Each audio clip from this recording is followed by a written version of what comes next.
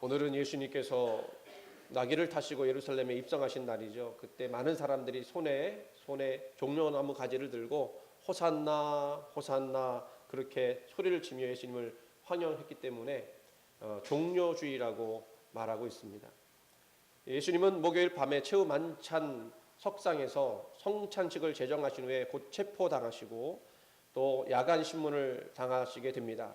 그때에 베드로가 예수님의 뒤를 따라다가 예수님께서 미리 예고하신 대로 3번이나 예수님을 부인하게 되죠. 근데 부인하는 그 순간 예수님과 눈이 딱 마주치게 됩니다. 얼마나 민망했을까요? 베드로는 그 순간 뛰쳐나와 통곡을 하였다고 했습니다. 자신의 믿음 없음과 그리고 주님을 배신했다고 하는 자책감이 합쳐진 통곡이었을 겁니다. 예수님이 그렇게 사랑하는 제자들로부터 배신을 당하고 외면당하고 철저하게 혼자서 그 십자가를 지셔야만 했는데요. 그렇죠. 십자가는 혼자 지는 거죠. 누가 대신 져줄 수가 없습니다. 십자가는 그렇게 처절한 것입니다. 이러한 십자가 우리가 매일 묵상해야 되지만 그렇지는 못한 것 같습니다. 바쁜 삶이 우리를 그렇게 놔두지 못하는 것 같아요. 그럼에도 오늘 우리는 십자가를 알아야 구원의 감격도 있다는 사실을 깨닫고 오늘 이 시간 말씀을 대하기를 원합니다.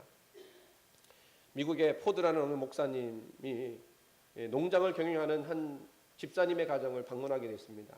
부인은 열심히 예수를 믿어서 신실한 분이셨는데 남편은 예수님을 믿지 않았어요. 이유인즉 아니 예수가 나를 어떻게 한다고 나를 위해 십자가에 죽다니 말도 안 되는 소리 하지 말아라.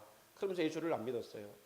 근데 그날 목사님이 신방을 한 날 그날따라 이 남편이 이 목사님에게 아주 친절하게 대하면서 이런 말을 하는 겁니다. 목사님, 오늘 저는 참 희한한 것을 봤습니다. 이리 와서 이 닭 좀 보세요. 가서 보니까요, 닭 한 마리가 피투성이가 된 채 쓰러져 있습니다. 그리고 주위에는 노란 그 병아리 새끼들이 10마리가 이렇게 삐약거리며 놀고 있는 거예요. 그 남편 농부의 말에 의하면 어미닭이 그 새끼를 품은 채로 목에 피를 흘리면서 죽어 있더라는 거예요. 가봤더니 아침에 웬일인가 봤더니요, 지난밤에 쪽제비가 돌아갔고는요 그 병아리를 잡아먹으려고 들어왔는데 암탉이 새끼들을 품고 완강하게 버티니까 새끼들을 못 잡아먹고 목을 따갖고 피를 다 빨아먹고 가버렸다는 거예요. 만약에 이 어미닭이 자기 살겠다고 도망쳤더라면 살 수는 있었겠지만 새끼들을 위해서 대신 피를 흘리고 생명을 잃었다는 거예요. 그 설명을 이 농부가 이렇게 쭉 해주는 겁니다. 무슨 생각이 들었을까요, 목사님이? 지혜를 얻었어요. 그리고 그 순간에 예수 그리스도의 십자가의 죽음을 설명하기 시작합니다. 이 어미닭처럼 예수님께서도 당신과 나의 죄를 위해서 십자가의 고난을 받으시고 피 흘려 죽으셨어요. 그래서 우리는 대신 살게 되었습니다. 이해가 확 되겠죠. 농부가 목사님 이제 충분히 이해가 됩니다. 그러더니 그 다음 줄부터 열심히 나와서 독실한 신자가 되었다고 그래요. 그렇습니다. 우리는 너무나 많은 시간 동안 예수님의 십자가에 대해서 많이 들었어요. 그래서 무덤도 만지도 모르겠어요. 그러나 여러분, 우리가 알아야 될 것은 뭐겠습니까? 예수님이 내가 지은 죄로 말미암아 나는 영원히 멸망을 받을 수밖에 없는 인생이었는데 나를 대신해서 피 흘려 죽으셨고 그래서 나는 살아났다고 하는 이 사실, 이것을 대속이라고 하는데요. 대속이라는 말은 그 뜻이 대신하여 갚아준다, 값을 주고 되찾아준다, 이런 뜻을 가지고 있어요. 주님께서 자신을 내어주심으로써 우리를 되찾아 주셨어요. 여러분, 빚 져보셨습니까? 아마 여기 계신 분들 중에 빚 없는 분 거의 없으실 것 같아요. 없으신 분들은 정말 감사한 인생 살고 있다고 이렇게 감사하시기 바랍니다. 저 어릴 적에요, 저희 어머니가 사남매를 어려운 중에 키우다 보니까 어쩔 수 없이 빚을 졌어요. 근데 열심히 갚았는데 한동안 못 갚은 집이 있었던 모양이에요. 어릴 적 기억이니까 잘 뭔지는 모르는데 빚쟁이가 찾아왔습니다. 그리고 문 앞에서 큰 소리를 칩니다. 빚 갚으라고. 어머니가 갚겠다고 사정을 하지만 빚쟁이가 무서운 얼굴을 하면서 소리를 막 치는 거예요. 저는 그 빚쟁이 소리가 너무 무서워서 방으로 도망쳤죠. 빚쟁이가 그렇게 무서운지 그때 처음 알았어요. 그 빚쟁이가 우리 마지막 날에도 찾아올 겁니다. 그 빚쟁이는 사채업자처럼 우리의 죄에 대한 대가를 몇 배나 더 요구할 것입니다. 그 대가가 바로 사망이죠. 그리고 그 죄의 빚을 갚으라고 소리를 칠 겁니다. 그런데 우리는 갚아보겠다고 말은 하겠지만 갚을 수가 없습니다. 간청해도 소용없습니다. 갚지 않으면 감옥에 가야 되는데 그 감옥이 바로 지옥이죠. 그런데 하나님 아들 예수 그리스도께서 우리 대신 죄값을 갚아주셨어요. 그걸 갚을 것이 없습니다. 마귀와 사망 권세에서 우리를 해방시켜 주시고 구원해 주셨습니다. 오늘 본문의 내용이 뭡니까? 우리를 위해서 예수님께서 대속하시게 하여 그렇게 조롱과 멸시, 형언할 수 없는 그 고통을 당하셨다는 내용 아닙니까? 오늘 내용을 차근히 한번 살펴봤으면 좋겠습니다.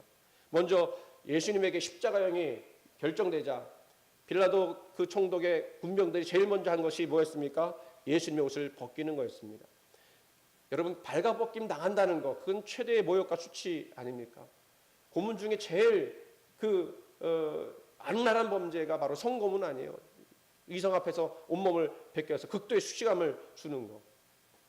예수님도 역시 발가벗겨져서 극도의 수치와 모욕을 당하셨습니다. 그 왜 그러셨나요? 본인은 발가벗김으로써 우리에게 흰옷을 입혀주시기 위해서 그랬죠. 우리의 이 부끄러움을 가려주시고 의의 옷, 구원의 옷을 입혀주시기 원하셨습니다. 그 옷은 누가 받을 수 있습니까? 예수 그리스도의 보혈로 깨끗하게 된 성도들만 입을 수 있어요. 그리고 로마 군병들이 곧이어 홍포를 입혔습니다. 성경에 보니까 이 홍포는 자색 옷이라고 표현되는데요. 홍포는 왕이나 황제들만 입는 옷이었어요. 그러니까 예수님을 홍포로 입혔다는 건 예수님 왕으로 그렇게 세웠다는 것인데 정말로 그렇게 하는 것이 아니라 주님을 조롱하기 위함이었습니다. 그리스도께서 입은 홍포는 뭘 상징하느냐면 그의 피를 상징하는 거죠. 오직 예수 그리스도의 피만이 우리의 모든 죄와 허물을 양털같이 희고 정결케 하여서 구원 얻게 하시기 위함이었다고 하는 것을 상징하는 거예요. 또한 주님은 채찍에 맞으셨습니다. 우리 영화 패션 오브 크라이스트에서 보셨겠지만 그 채찍질은 실로 무서운 형벌이었어요. 보통 길다란 가죽 끝에 납이나 날카로운 뼈를 답니다. 그래서 채찍질 할 때마다 그 몸에서 살까지 떨어져 나오고 피가 막 터져 나옵니다. 얼마나 이것이 심한지 채찍질 맞다가 죽는 사람도 있다고 그래요. 예수님께서 채찍에 맞으신 것은 성경에 이런 말씀을 이루시기 위해 하셨죠. 그가 채찍에 맞음으로 우리가 나음을 입었도다. 할렐루야. 그분이 매질을 당하면서 우리가 낫게 되었다는 거예요. 곧이어 군병들은 우리 주님의 거룩하신 머리 위에 억지로 가시게 면류관을 씌웠습니다. 면류관은 승리자에게 쓰이는 것인데 그 군병들은 예수님께 금 면류관 대신에 가시로 만든 면류관 씌우고 왕으로 가장시킨 거예요. 그리고 오른손에 갈대를 쥐어주고서는요, 그 갈대는 호를 의미하는 거죠. 왕이 잡는 호를 그렇게 잡게 하게 한 후에 이 군병들이 예수님을 조롱합니다. 유대인의 왕이여 평안할지어다.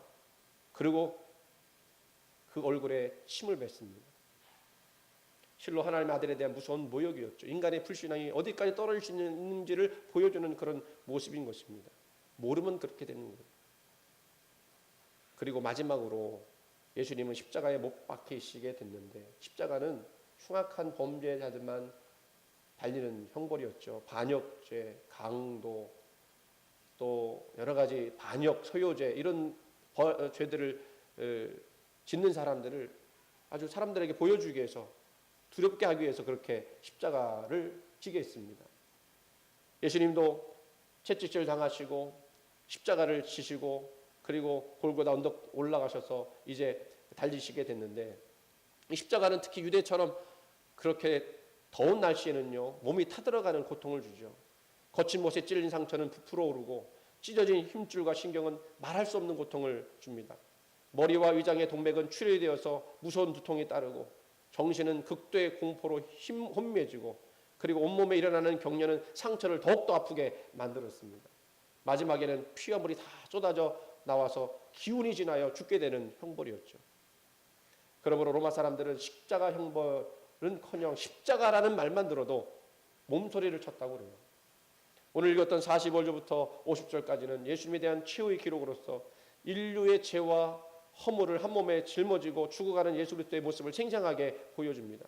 예수님께서 십자가에 못 박혀 달리신 후에 제6시로부터 온 땅이 어둠에 임하여 제10까지 계속하더니라고 말씀하고 있어요. 오늘 우리들의 시간으로 말하면 정오부터 3시까지 그 뜨거운 팔레스타인 태양빛이 그 빛을 잃어버리고 온 땅의 어둠이 임하게 됐다는 겁니다. 이것에 대해서 아드리안 황제 때 윤허를 받아서 자의 몸이 된 후레곤이라고 하는 사람이 이 사실을 이렇게 증언했어요. 그리스도께서 십자가에 못 박혀 계시던 그 시간과 동시에 태양이 완전히 어두워졌다. 그처럼 완전하고 무섭고 기이한 완전 일식은 세상에서 보지 못했다. 그렇게 주님은 십자가에 매달려 계셨는데 제9시 3시가 되었을 쯤 예수님이 이렇게 소리치십니다. 엘리 엘리 라마 사박다니, 나의 하나님 어째 나를 버리셨나이까. 여러분은 이 외침을 이해하실 수 있으시겠어요? 인류의 모든 고통, 질고 죄와 형벌을 다 짊어지고 혼자서 짊어지고 외롭게 그렇게 가시는 예수님, 그러나 누구도 자기를 바라보지 않냐고, 심지어 하나님마저도 하늘을 닫아버린 그 순간 나의 하나님 어째 나를 버리셨나이까 라고 외치면서 하나님 불렀던 그 예수님의 처절한 절규, 도대체 누구를 위한 고난이고 누구를 위한 고통이었을까? 루터는 주님의 이 고난 전체 과정 가운데서 가장 의미심장한 이 부분을 놓고 묵상을 했다고 그래요. 엘리 엘리 라마 사박다니. 근데 그것을 묵상하는 중에 오랫동안 음식도 먹지 않고 같은 자세로 꼼짝 않고 의자에 앉아 있었다고 그래요. 그 의미가 뭘까? 그러다가 섬감처럼 떠오르는 생각이 있어서 이렇게 외쳤다고 합니다. 하나님께서 하나님을 버리셨다. 누가 그것을 이해할 수 있는가? 엘리 엘리 라마 사박다니. 사랑하는 아들이 이렇게 절규하지만 하나님이 그를 버리셨습니다. 이런 반응 없으셨어요. 위로의 말 한마디라도 해주셨으면 좋았을 뻔했지만 그러지 않았습니다. 사랑하는 아들이 나의 하나님 어째 나를 버리셨나이까 라고 울부짖을 때 가슴 아파하지 않을 아버지가 어디 있었겠어요? 사랑하는 아들의 피 흘리는 모습 보시면서 눈을 닫아버려야 할 수밖에 없었던 그 하나님의 마음, 얼마나 아프고 얼마나 쓰리셨을까요? 하나님은 끝내 엘리 엘리 라마 사박다니 그렇게 외치는 예수님을 더 이상 쳐다볼 수 없으셨던 것 같습니다. 그래서 하늘을 닫아버리신 거예요. 오직 한 가지 이유, 예수께서 온 세상의 죄를 다 짊어지시고 계셨기 때문에 그 죄를 심판해야 되는 거예요. 십자가에서 심판해야 되는 거예요. 예수님이 미워서 하늘 버리신 것이 아니라 그 죄를 심판하기 위해서 닫아버리신 겁니다. 하나님의 자비를 거두어 가신 거예요. 그래서 어떤 신학자가 말하기를 십자가 속에 들어있는 이 같은 하나님의 고뇌하시는 아픔을 모르는 사람은 하나님의 그 십자가를 함부로 입에 담아서는 안 된다고 그렇게 이야기했습니다. 여러분, 베드로 성당 안에 있는 미켈란젤로라고 하는 조각가가 만든 피에타라는 작품을 아시는지요? 저 어디서 보신 적 있으십니까? 지금은 그 정면에서 이렇게 찍었는데요. 사실 사람들이 보면 밑에서부터 이렇게 보게 돼요. 이 피에타라는 말은요, 자비를 베푸소서라는 이탈리아 말인데요. 이게 미켈란젤로가요, 이걸 24살 때 조각을 했답니다. 엄청난 사람이에요. 이것 때문에 일약 스타로 떠오르게 되는데, 이렇게 아름다운 모습이지만 사람들은 여러 가지 그 의아한 것이 있었어요. 마리아가 굉장히 크게 이렇게 보입니다. 예수님보다. 저 정도라면 로마군이 다 때려잡을 수도 있을 크기라고 하는 거예요. 그런데 그거를 그냥 그렇게 생각하면 그런데 밑에서 보면 슬퍼하는 마리아의 모습, 예수님을 안고 정말로 애절하는 그 마리아의 모습이 보이는 거죠. 사람들이 한 가지 질문합니다. 왜 예수님은 안 보이고 마리아만 보이느냐? 이렇게 밑에서 보면 그렇거든요. 예수님 얼굴 다 안 보이죠. 정면으로 찍은 건데. 그때 미켈란젤로가 다른 얘기 하지 않았답니다. 작품을 볼 줄 모르는 바보들하고는 상대하지 않겠다. 그래서는 대응을 안 해요. 그런데 시간이 한참 흐르고 나서 어느 기자가 혹시 하면서 위에서 작품을 찍었어요. 이 모습입니다. 미켈란젤로는요, 사람의 시각으로 볼 때는 마리아의 슬픔을 그렸지만 하나님의 시각으로 내려다보면서 그 예수님을 보고 있는 그 하나님의 시점에서 이 조각을 하는 거예요. 예수님만 보이죠? 사랑하는 독생자 아들 예수를 바라보시는 그 하나님의 가슴 아픈 그 사랑의 시점을 이 미켈란젤로가 표현했던 것이에요. 오늘 저와 여러분이 그 하나님의 시점에서 예수님을 바라보면서 나갔으면 좋겠습니다.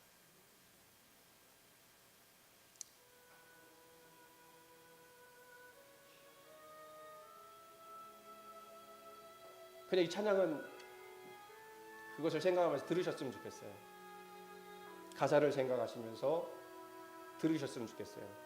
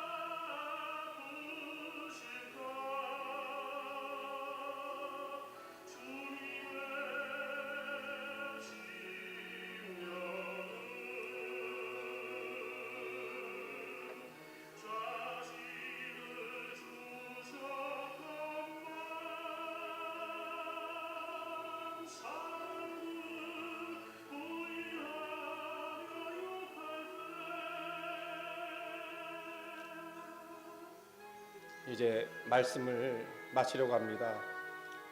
오늘 고난주일에 우리는 다시 한번 십자가 위에서 말과 글로 형용할 수 없는 고통당하시고 죽어가시면서 엘리 엘리 라마 사박단이 부르짖었던 그 주님의 고뇌에 찬 저 절규를 하나님의 마음으로 들을 수 있었으면 좋겠습니다. 그리고 끝까지 그 예수님을 외면하실 수밖에 없었던, 그 죄를 심판하실 수밖에 없었던 하나님의 그 마음도 헤아려 봤으면 좋겠습니다. 고난주간 보내시면서 나를 위해 십자가 지시고 모진 책짓질, 부끄러움, 수욕 다 겪으시면서 물과 피 쏟으신, 그러시면서 엘리 엘리 라마 사박단이 외치신 그 주님의 그 사랑의 넓이와 길이와 높이, 깊이가 어떠함인지 깨닫는 귀한 시간 되기를 원합니다.